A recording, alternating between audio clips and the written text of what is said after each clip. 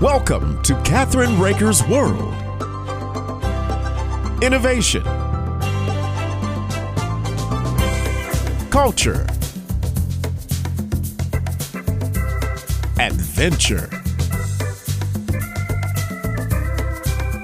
fashion and health, artists, destinations, traditions.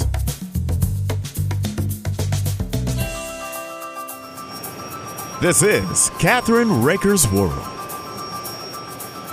Hi, this is Kathryn Raaker of Kathryn Raaker's World. It's such an honor to be joined by Mr. Dave Roever today. He is a remarkable man, as you will all soon see. As a young man at the height of the Vietnam War, he received his draft notice.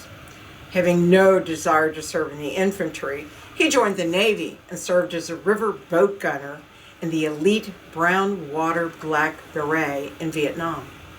8 months into his tour of duty, Dave was burned beyond recognition when a phosphorus grenade he was poised to throw exploded in his hand. The ordeal left him hospitalized for 14 months, where he underwent numerous major surgery. His survival and ensuing life is a miraculous story, all with his late wife Brenda at his side for 53 years. Dave's accomplishments in life are so numerous, it is not possible to list them all. He is an author, internationally recognized public speaker, program producer, and a frequent guest on many media programs. He has established compassion and ongoing missions work in Vietnam, the very country where his life was nearly lost. During tragedy into triumph, Dave's life example yields a message of courage, commitment, and survival that transforms all who cross paths with him.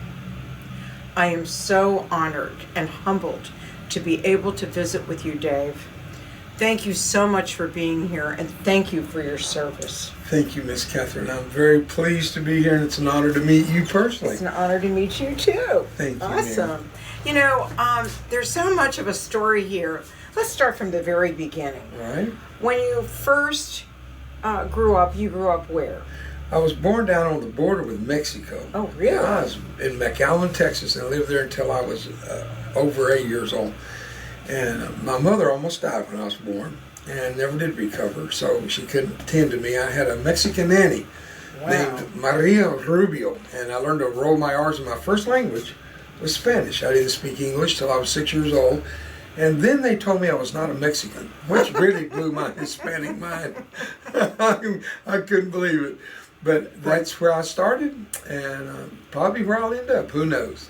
You were talking about rolling your R's. Where did that all come from? It came from my Mexican nanny, and she taught me Spanish. I didn't learn English till I was 6 years old. I had to learn English to go to school. And then they told me I wasn't a Mexican. And for a kid, this is really an important part of my life story. It really is, and I'll show you why. I found out I wasn't what I thought I was. Think about that a second, Miss Kathryn. Everything I thought I was blown away. And they told me I was not the Mexican I thought I was. Now, in my lifetime, I looked in a mirror once, and it wasn't me that I saw. My face was blown off. It's been totally rebuilt. I looked in the mirror and I wasn't what I thought I was. Wow.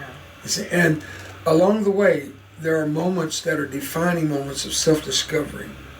And those moments would make me or break me. And so far, at 75, as of a few days ago, it didn't break me yet. So I guess I'm still good to go. You're still really young. So you had an inspiration to go into the military, but you didn't want to go into the infantry, correct? Right. If I was going to serve in the military, I wanted to serve on a boat in the water, because I was always a water bug as a kid. I loved water. And I was actually being drafted because my grades in college were below sea level.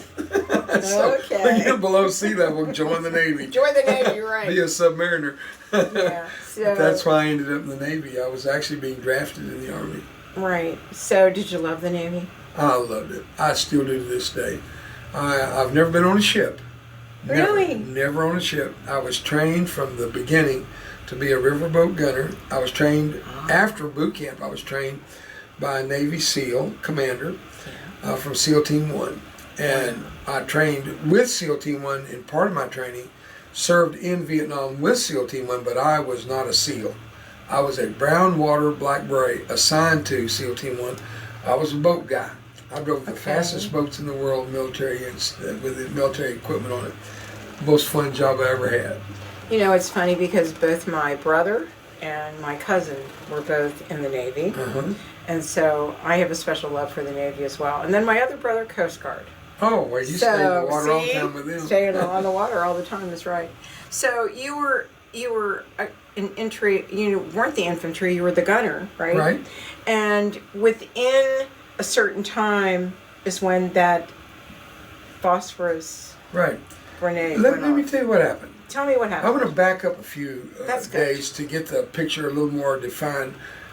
When I was training, we were told, and they had video evidence of the massive destruction rockets did to our boats. They were anti-tank rockets exploding fiberglass boats. Wow. Enough said. Wow. Nobody lived through them. And I knew that we had, according to them, the highest KIA, killed in action, of anybody in the war because of the damage done by those rockets. But if they don't get a body, if the body goes down with those boats and they don't get a body, even though they know you're dead, you're not KIA until they get a body, you're MIA. So when I say we had the highest killed in action, you can't go online and prove that. But I knew the stats. And when I kissed my little teenage wife goodbye, she was 13 when I asked her to marry me. Really? I was ripe old age of 16. She slapped me. she said, I'm only 13. I said, but you have the body of a 14-year-old. She slapped me again. That was a rough start. Right. I kissed my little wife goodbye at the airport. I took about 5 steps, proud of myself because I didn't have a tear. And she said, Davy. And just calling me Davy was so emotional. I stopped before I could turn around, tears were. I said, what? She asked me this question. It haunted me to this day. Are you coming back? Miss Kathryn, I lied right through that big crack in my teeth. I said, I'll be back without a scar. You know, I just had a feeling I wasn't coming back. But if I did, I wouldn't be the guy she married. And I came back a monster. And a little teenager deserved better than me.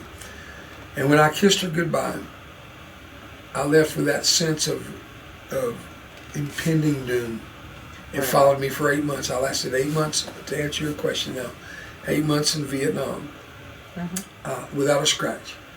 But on the 23rd of July, well, when I say the year, 1969, if you're a young person, you're thinking, oh, Lord, that's right after the War of 1812. It's after, but not right after. Right. That grenade blew. A sniper shot at me, and the bullet went through my hand right here. Oh, wow. And it hit the grenade just as I was prepared to throw. And white phosphorus does not need a trigger, doesn't need a fuse. If air or oxygen touches phosphorus, the immediate explosion, spontaneous combustion, it envelops itself in its own oxygen. It supplies oxygen and then consumes itself with its own oxygen. It's like striking a match. You can stick it in water and it'll still burn till the match is out. Not the wood, but the phosphorus zone. Well, that thing lit up. You know how hot that burns, white hot on a little matchstick. Wow. Turned that thing into an explosion. And from the waist up, took almost all my skin off. Instantly.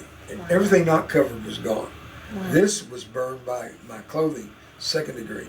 Everything else wasn't even a degree burn. You can't even put a degree on it. It's to the bone. It's gone. It's all plastic, as you can see. I don't mind it. It's kind of funny. It fell off one night. I was speaking in Jamaica. I used to travel with Dr. Billy Graham to the big crusade, so numbers didn't bother me. Right. Well, we had about 10,000 people that night, and my ear fell off.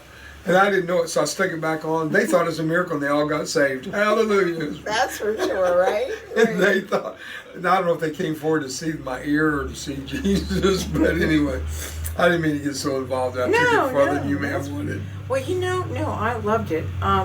Let me ask you, how long from that, when that happened, they took you immediately to where? Well, they flew in what's called dust off. Okay, dust off, okay. Yeah, and the dust off is a medical helicopter. Okay. And it flew in. It's like you would call in the civilian world a life flight. Right. unarmed. Right. They fly that thing in, and they set it up near me, and that big blade whipping up the air just popped me up in flames like a dry newspaper. I was already burning, but it got worse. Oh. They rolled me on the stretcher. They thought I was dead. Oh, wow. They thought of it. It went to the Pentagon, and I've been told, now I don't have any access to this, but they said I was listed killed in action. 34 years after I was injured, all the medals I had never received, didn't even know I'd received any. They were all delivered by the SEALs at SEAL Team 1. Oh, wow. Jeffrey Branstead showed up with all my medals from SEAL Team 1, and they were pinned on me by Robinson Reisner, the highest ranking prisoner of war, United States Air Force colonel shot down over Vietnam, survived. And the closure that brought changed my life forever. And at some point in our conversation today, I'd like to tell you the story of Robbie Reisner and Dave Roever.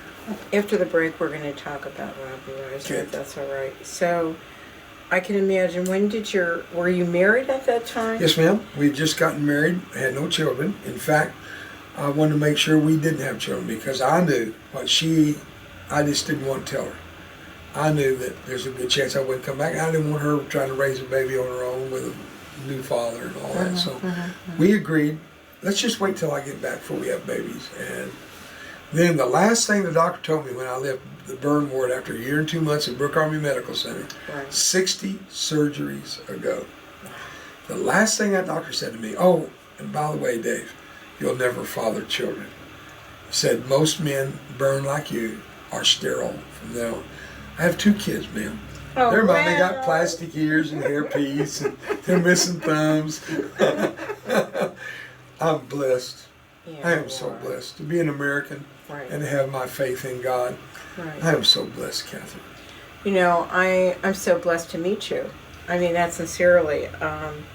It's unreal what you've gone through, but you are such a wonderful survivor, and you're still passing all of that wonderful love because God blessed you and kept you here. Yes, ma'am. Right. You did.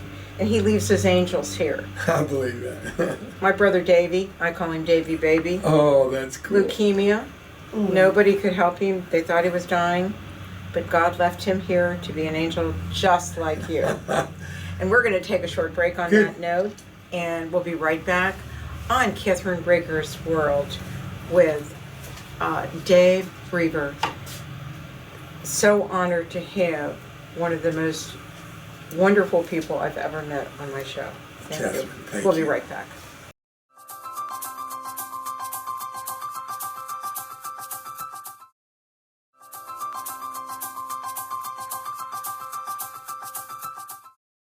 We are back with a very, very special guest that I'm very honored to be sitting next to. Thanks, Kathryn. You're welcome. And this is Dave Reisner. Did I get that right? Roever, you're Roever. close. Close. And I'm going to take mine because we confused 2 names a while ago on you with Robbie Reisner. Right. Dave Roever. And, you know, your story so far has been unreal. I mean, I can't even imagine being your age that you were. You were still 18, right? No, now when I 17? married, but actually a little over 18, but I was 22 when I was injured. You were 22 when you were injured. We married, went to college, and then got drafted because my grades were below sea level. Yeah, that's right. I remember the below sea level part of it. But one of the things that really impressed me in the first half of our show was that it was the highest ranking person that was a POW that you were so unbelievably honored to meet and be with, and to have those medals put on your chest, right? Yes, ma'am. By him. So let's hear the story about... Let me tell you, because I knew of him. He was Man of the Year on Okay. Time Magazine. And how did we meet? It's a unique story. Okay. He was freed from prison after 4.5 years of solitary, 7 years as a POW in what's humorously called the Hanoi Hilton, actually the Wallow Prison in downtown Hanoi. I've been in it, I've been there. Took him there. I'll tell you that story if time permits. And he was released and came back to Germany and was at Landstuhl for debriefing and some health issues that needed to be attended to. I was being released from Brooke Army Medical Center just a year or so before that, and had home care for the period of time between being released and him being released. So there was, I was raised in a minister's home, and there was a ministers' conference in Orlando, in Miami Beach, that had about 30,000 ministers from all over the world come together. Some of the greatest speakers were selected to speak to that group. And when I found out who they were, names you wouldn't necessarily know, but in those circles, they were huge names. Okay. I told my wife, I said, now you got to remember, I was released with one eye, one ear, one nostril. Everything over here was smooth gone. skin. It was gone, just smooth skin. I had an eyeball there, but it's covered up. That's why I don't have any eyelids. The eyelid doesn't blink. They made me eyelids, but no eye muscles. They can't. Had no way to make muscles. Understand. So I told her, with my one eye, one ear, I said, I can drive. We're going to drive to Miami Beach. I want to go hear these guys speak. She said, we don't have the money. I said, then I'll sell something we've got. She said, we need everything we've got. She's trying to talk me out of it. I said, then I'll borrow the money. My dad will help me. Well, he did. He gave me $600, and back then that was a lot of money. That was a lot of money. And we drove 1,200 miles and went to Miami Beach and got checked in at a hotel. And everywhere I went, people just looked at me and their jaw would drop. Kids would scream and holler, Mommy, what is it? And I was getting used to it enough that I could survive, but I never put myself intentionally into the emotional harm's way that could bring. So we get there, and we get our tickets, and I take the back row of the balcony, center seats of the back row. Okay. No, you can't get any further away from people than the middle seats of the back row. They have to come in from either way. You're in the farthest you can get. There was very poor lighting, and I sat down with my little wife, and I said, we're okay here. And the crowd kept getting bigger and bigger, and they started swelling into the balcony, and then each row started filling. Next thing I know, I got people on both sides of us. She's on my right side. People over here are getting the best side I had, which was still very, very damaged at that time, but nothing like it is today. Yeah. I looked down on that platform and I listened to those guys, and they inspired me, Kathryn. They made me feel like I could jump through a wall and leap over a troop, or however the psalmist said it. Run with a troop and leap over a wall. I was so inspired. And then they finished, and they said, we have a special guest. He's going to introduce himself. And he came out of stage left. As he walked out in full military Air Force dress uniform, my heart started pounding. I said, it's a military guy, baby. He's military. But as he walked out, I said, that man's in pain. She said, how do you know? She's a little smart-aleck teenager, right? Right. How do you know? I said, because he walks like I do. I could tell. You could tell. Every step hurt. He held onto the podium. It was no longer a podium, it was a crutch. He said, my name is Robinson Reisler. I'm a colonel of the United States Air Force. I was shot down over North Vietnam. And on my wrist, as I've worn for decades, is his name, the day he was shot down. And I'm sitting there so stunned as he's telling the story of how they beat him with iron pipes, lead pipes that left knots on his head till he died. They tied ropes around his shoulders, pulled them together behind his back, put a stick in the ropes and twisted till they burst under his chest. They burst his chest open under his skin. He said, I heard men screaming in torture, and I prayed for them. And when I prayed, they stopped screaming. And then I realized when I stopped praying, they screamed again. And when I prayed, they stopped screaming. And I realized it was me that was screaming and me that was praying. I feel a tug on my coat, and I look over, my little teenage wife pulling on my coat. I'm thinking, why am I standing? She said, baby, why are you standing? I said, I can't sit in the presence of a hero. I can't do it. She said, what? I said, there's an officer on deck. She didn't understand that. He finished speaking, and I said, I'm going to go down and meet him. And she started crying. Baby, don't do this to yourself. Don't do this, baby. You're going to embarrass yourself. Please don't, baby. I said, I don't care. I don't care if I'm embarrassed. I got to thank you. So I started down. I was right. Well, when I started down, I told her, I said, a man with one eye, one ear, and one nostril can get through this crowd. That's true. That's true. It parted hither and thither. I felt like Moses, my people.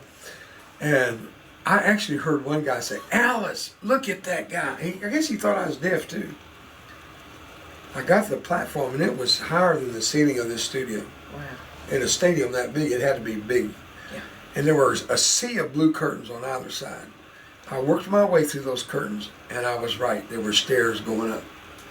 And I got to those stairs, there was a big felt rope hanging with golden hooks on golden stands. And being like no other, going up to the stage and just forgetting everything else, right? Yes, no ma'am. admittance, but you're a kind of guy that's just like, why wouldn't I be there, right? That's right. So now, your wife, I just want to mention this, your wife was your supporter for how many years before she passed? 54 years. 54 years. And I fought for her, let me tell you real quickly. Go right ahead. When I was in Vietnam, she was only just a teenage girl. She was my junior high school sweetheart. I'm in Vietnam. She worked at Allstate. There was a guy there that wanted him in her good hands, or her in his good hands. Right, instead of yours. Yeah.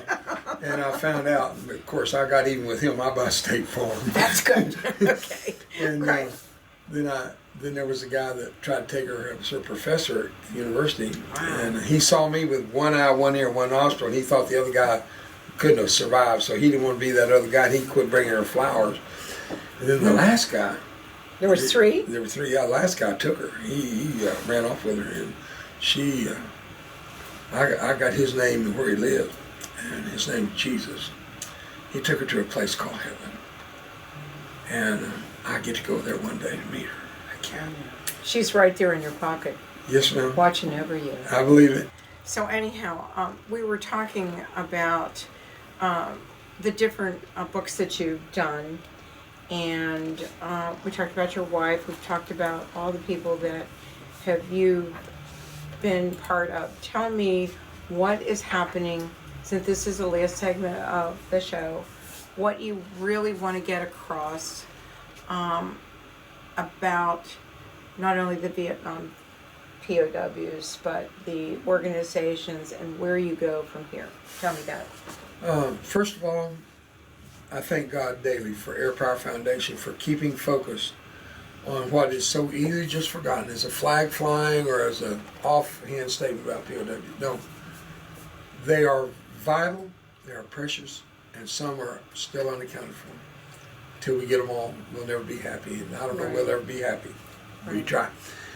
My view for what I do through Operation Warrior Reconnect is to bring into our program, a faith-based program, the opportunity for men and women who've served active duty, downrange, injured, or not necessarily injured in combat, but industrial injury, even cancer or other life-threatening injuries or sicknesses, illnesses. Bring them into our program and bring them out of the darkness. You stare into the darkness too long, it stares back into you. Right, that's and when for it sure. does, you're going to take your life. And there's 1,000 ways to kill yourself, but there's only one way to get your life back, and that's hope. And I lost that hope whenever I saw myself in the mirror. I thought, no way the little teenage girl going to love me. I speak in public schools. I speak on military tours worldwide. Right. And as long as I have breath, I'll keep doing that. As long as I have strength, I'll keep doing that. How often are you on the road, Davey? It's not how often am I not on the road. Yes. How It's often are not- you home? I have 3 days a month I'm home. Wow. 3 days a month in my own bed. Now, I'm going to try and do a little better than that. Okay. Not 2 days a month, but maybe 5 days a month. I have my own aircraft, and I'm able to fly, and I make better use of my time than I could ever do any other way. So, like last night, I was in Alabama. Wow. Got in 2 o'clock this morning on this program with you at night. I took 2 hours sleep last night. That's a good night's sleep for me. Really? Since my wife passed, I don't sleep much at all. Don't need to. I don't care. Because I am so committed, energized, and happy in what I'm doing that supplants the stress, the drain. Now, it'll catch up with me if I'm not careful. I know that. So I have to watch my own emotional levels. And when it's time, I'll rest more. But right now, read what's left of these lips. Right now, more than ever in my history of 75 years old, now more than ever. If ever we have needed that message of patriotism and God bless America to bring God back into this country, we need it now. Because I'm telling you, we are one generation away from the extinction of democracy. And that generation is sitting in public schools and university campuses today. And only God knows what they're being taught. If we as an older generation, if we as survivors of wars that have paid the price for freedom, if we don't carry this message like that young brave from tribe to tribe, if somebody doesn't carry the message, it's going to be lost. And Kathryn, here's where I want to say thank you to you. You're providing one of the most patriotic services that can be given by recording historically, truthfully, emotionally, the stories of honor and sacrifice and valor. And I'm the least of these to be, because I was not a POW. I am not a recipient of the Medal of Honor. I just got my butt shot off. And they gave me a medal for it. But that said, thank you for what you do, ma'am. And thank God. I mean this. I thank God for you and Air Power Foundation. I love them all. Thank you so very much. I appreciate that. Yes, ma'am. And we're running out of time now. So why don't you give your books, your website, and all of it so that people can reach out to you. And if there are people that need to get in touch with you, how can they do that? Go right ahead. I'll do this now. Try to be careful on time. Here we go. You can go to Dave Roever. Let me spell it. DAVEROE, V like Victor, ER.org. Or just do it real easy. Helpavet.com. Now, when you do that, it'll open up a plethora of things that we do worldwide. Our university program with 170,000 students worldwide, 125,000 in Vietnam alone. Just one country, the country of my near demise. So you'll see all that. You can get the book called Scarred, which is autobiography. You can get the book called War and Recovery, which is short stories from the battlefield of the mission field. I talk about how you can get hurt in war and get a Purple Heart, or you can go to divorce court and get a broken heart. But Jesus didn't come to heal the Purple Hearted. He came to heal the brokenhearted, Purple Hearts included. This book will be an amazing assistance to you if you're struggling in that dark world of pain and suffering emotionally. And then there's a video, a DVD called Scars and Stripes. Did you get it? That's a play on words. Scars and Stripes. And it was recorded at a great church here in the Dallas-Fort Worth area called, Gateway with Pastor Robert Morris. And that church, they did a fabulous job. You'll enjoy it. So those 3 items are available in our shirts for Operation Warrior Reconnect. There you go. Thank you very much. And we'll see each other in the very near future. And I'll be more than glad to send this to you. Thank you so much for joining me today. And we'll see you next time on Kathryn Raaker's World. See you soon.